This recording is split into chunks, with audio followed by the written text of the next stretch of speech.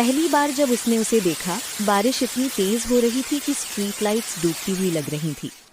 Meera MG road की बंद किताबों की दुकान के इवनिंग के नीचे खड़ी थी। छतरी के बावजूद भीग चुकी थी। वो अपनी स्नीकर्स से गुजरती काली नदियों को देख रही थी। तभी वो आया, बारिश से बाहर निकलते हुए, जैसे वो बारिश का ही हिस्सा हो। लंबा, हड्डियों जितना सफेद, काले बाल माथे पर चिपके हुए, आंखें बिजली गिरने के बाद के बादल जैसी। उसके पास छतरी नहीं थी। उसे पता ही नहीं था कि वो भीग रहा है। तुम्हें सर्दी लग जाएगी, उसने कहा, क्योंकि ये एक खूबसूरत अजनबी से कहने वाली सबसे सामान्य बात लगी, जो पहले ही एक बार मर चुका लगता था। उसके होठों पर एक छोटी खतरनाक मुस्कान खिली। इसके लिए बहुत देर हो चुकी है, अफसोस। उसका नाम था अरहान। उसने अपना नाम ऐसे कहा जैसे कोई राज हो, जिसे वो शायद देना ही न चाहता हो। उनकी मुलाकातें पहले संयोग से होती थीं, फिर जानबूझकर।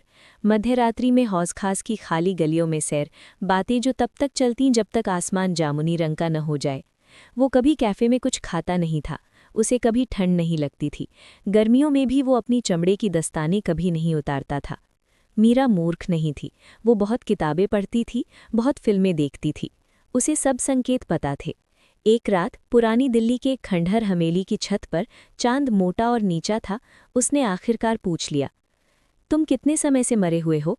अरहान एकदम स्थिर हो गया। हवा उसके कोट को खींच रही थी, जैसे उसे नंगा करना चाहती हो। इतना लंबा, उसने धीरे से कहा, कि मुझे जीने की इच्छा भी भूल चुकी थी। फिर और धीमे, जब तक तुम नहीं आई। उसे भाग जाना चाहिए था। उसके हर समझदार हिस्से ने चीख चीख कर कहा। फिर भी वो एक कदम और पास आ गई।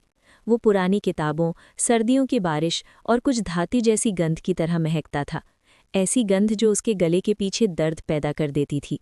अगर तुम मुझसे पियोगे, क्या तुम मुझे मार डालोगे? उसकी उंगलियां कांप रही थी जब उन्होंने उसके जबड़े को छुआ। मैं दूसरी बार मरना ज्यादा पसंद करूंगा, बजाय इसके कि तुमसे ज्यादा ले लूं जितना तुम देना चाहो। उसने अपना सिर झुकाया, कान के नीचे की नरम त्वचा दिखाते हुए। तो ले लो जो मैं देना चाहती हूँ। पहला काटना बहुत कोमल था, लगभग पूजा जैसा। एक तेज चुभन, फिर शहद की तरह गर्माहट उसकी रगों में फैल गई। उसने उसे अपने खिलाफ कांपते हुए महसूस किया, सदियों की भूख उसके अंदर टूटते हुए जैसे कोई बांध। और उसे कुछ और भी महसूस हुआ। उसके अपने सीने के अंदर भी कुछ प्राचीन और भूखा जाग उठा। जब वो पीछे हटा, उसके होंठ लाल थे, आंखें जंगली और एक साथ जवान। तुम अभी भी यहाँ हो? उसने टूटती आवाज में कहा, जैसे उसे यकीन ना आ रहा हो। मीरा चक्कर के बीच मुस्कुराई।